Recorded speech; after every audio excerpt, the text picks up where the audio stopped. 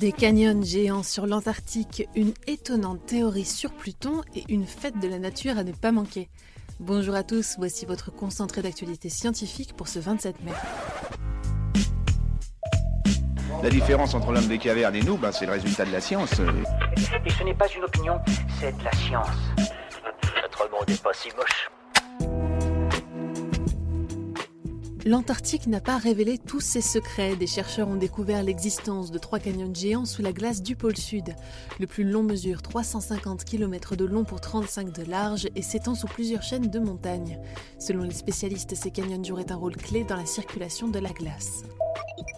De minuscules particules pourraient aider à lutter contre certaines tumeurs cérébrales, les glioblastomes multiformes. Conçus par une équipe du MIT, ces nanoparticules sont capables de traverser la barrière hémato-encéphalique et de cibler directement les tumeurs. Le tout en transportant des molécules capables de s'attaquer aux cellules cancéreuses. Des tests sur des souris ont abouti à de premiers résultats prometteurs. Une étude a révélé une étonnante théorie sur Pluton. Si la nature de la planète naine suscitait déjà le débat, la situation pourrait bien ne pas s'arranger. Cette étude suggère en effet que Pluton pourrait être une sorte de comète géante. Plus précisément, elle pourrait être née de l'agrégation de milliards de comètes. Une théorie qui pourrait expliquer certaines particularités de Pluton, mais qui doit encore être confirmée. L'homme est décidément une espèce bien moins unique qu'on ne le pensait. Des chercheurs ont découvert chez les bonobos et d'autres grands singes l'existence de muscles que l'on considérait jusqu'ici spécifiques aux humains. Des muscles employés pour nous tenir droit, utiliser des outils ou encore pour communiquer oralement.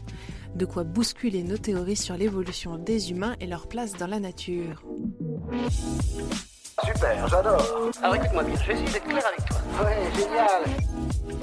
Curiosity reprend du service sur la planète Mars. Après plus de 18 mois d'arrêt dû à une panne, le rover a réussi à réaliser un nouveau forage.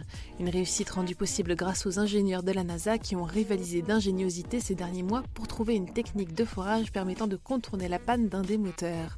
De quoi permettre à Curiosity de reprendre ses analyses martiennes. Si vous ne savez pas quoi faire ce dimanche, allez jeter un œil au programme de la Fête de la Nature. C'est le dernier jour pour profiter de cet événement qui propose au public de vivre une expérience au contact de la nature. Expositions, ateliers ou balades, il y en a pour tous les goûts et partout en France. La catastrophe qui a fait disparaître les dinosaures aurait bien modifié à long terme la planète. C'est du moins ce qu'affirme une nouvelle étude menée sur des débris fossiles de poissons. D'après leur analyse, l'événement aurait provoqué un réchauffement de 5 degrés dans l'océan subtropical qui aurait perduré durant 100 000 ans. La France est sous la menace d'une invasion silencieuse, celle de vers plats géants. Depuis une vingtaine d'années, ces créatures originaires d'Asie se multiplient en toute discrétion dans les jardins français, aux grandes dames des spécialistes. S'ils peuvent paraître inoffensifs, ils sont en réalité de redoutables prédateurs qui s'attaquent notamment aux vers de terre pourtant indispensables à la bonne santé de nos sols. C'est tout pour aujourd'hui, nous vous disons à demain pour un nouveau concentré d'actualité scientifique. Bon dimanche à tous.